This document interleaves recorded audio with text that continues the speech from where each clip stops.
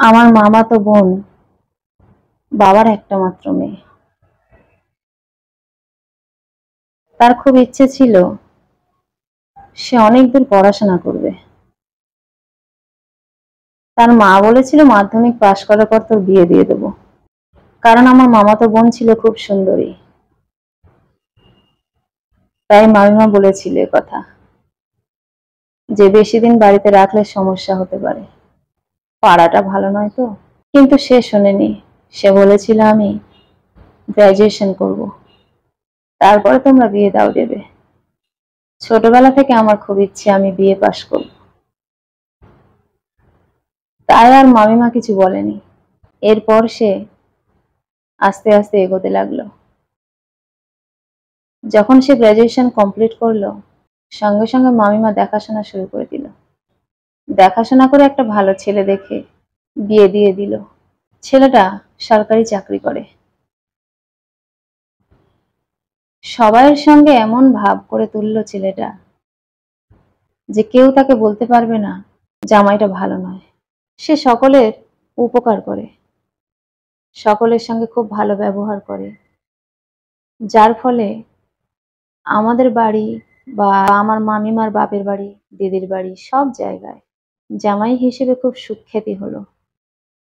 কিন্তু বিয়ের প্রায় ৬-৭ বছর যাওয়ার পর সেই জামাই আমার মামাতো বোনের সঙ্গে দুর্ব্যবহার করতে শুরু করলো।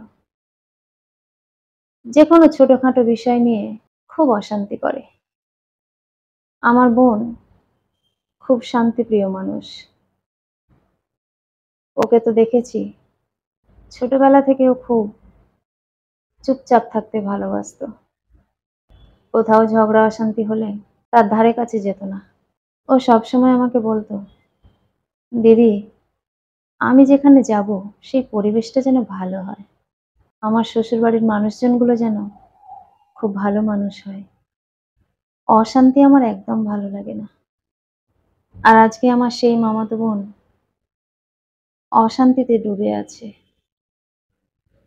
সে কোনোদিনও তার ঘরের অশান্তি কারোর কাছে বলেনি, কিন্তু আমরা জেনেছি অনেক পরে, যখন সবকিছু শেষ হয়ে গেছে। দিনের পর দিন জামাই তার সঙ্গে এটাই করতে লাগলো। খুব ছোট্ট একটা বিষয় নিয়ে অনেক বড় করে দিত, যার ফলে অশান্তি হতো। তবে আমার মামাতো বোন একটু রাগী ছিল। কেউ অন্যায় কথা বললে ও চুপচাপ থাকতে পারতো না। সেই হিসেবে সে প্রতিবাদ করত। অশান্তিটা অনেক দূর পৌঁছে যেত।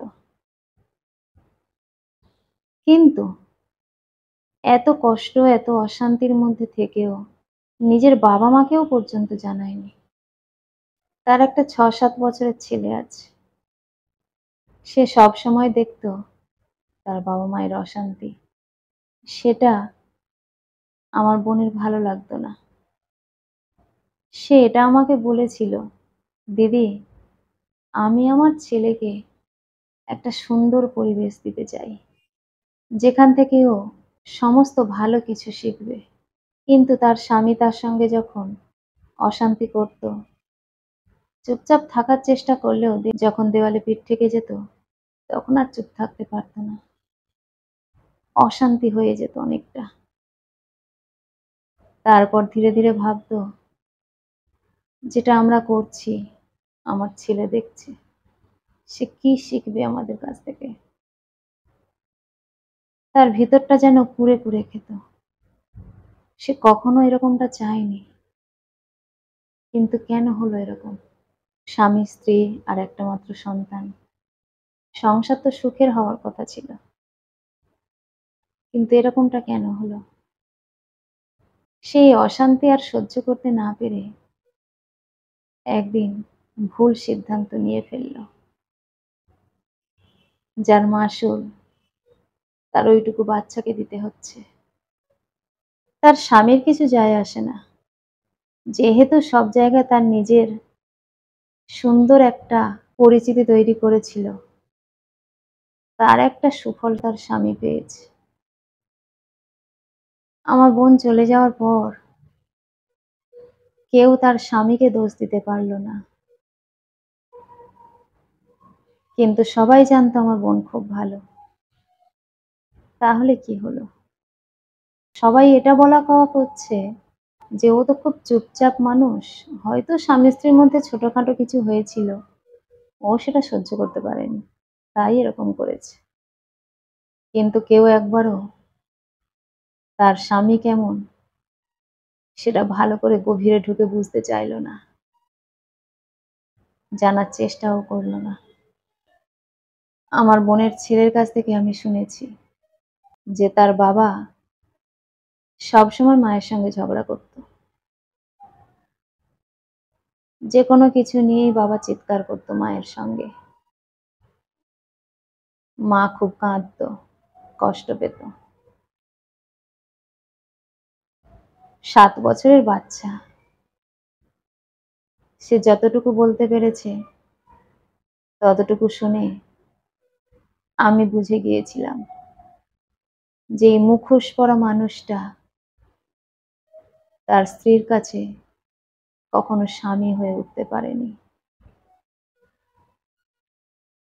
যার জন্য আমরা আমাদের বোনটাকে হারালাম। তার বা কি যায় আসে?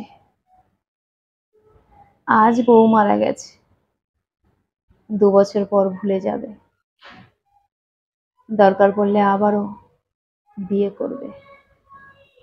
কিন্তু ছেলেটাকে সে যেভাবে মানুষ করছিল, যে কষ্ট করছিল ছেলেটার পিছনে,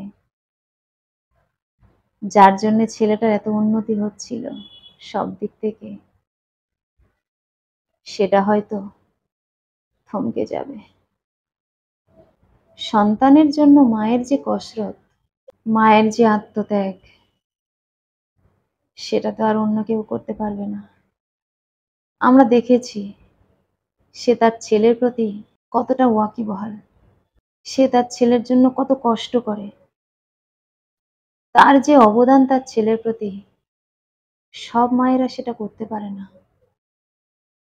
এত কষ্ট করতে হলে অনেক মায়েরা হাল ছেড়ে দিত, কিন্তু আমার বোনকে দেখেছি আর সবকিছুর জন্য সে হাল ছেড়ে দিতে পারে, কিন্তু কোনো কিছুর জন্য নিজের বাচ্চার প্রতি যে কর্তব্য সেটাও কখনোই ছাড়তে পারে না। যত কষ্ট হোক, ছেলের জন্য পুরো 100% সে করত। তাই তার ছেলের জন্য খুব কষ্ট হয়, হয়তো পড়াশোনার ক্ষেত্রে, গান বাজনা সবকিছুর দিক থেকে ছেলে যতটা উন্নতি করছিল, সেটা বুঝি তার মা চলে যাওয়ার কারণে এখানেই থমকে যাবে। কলমে ও কণ্ঠে, সোমা।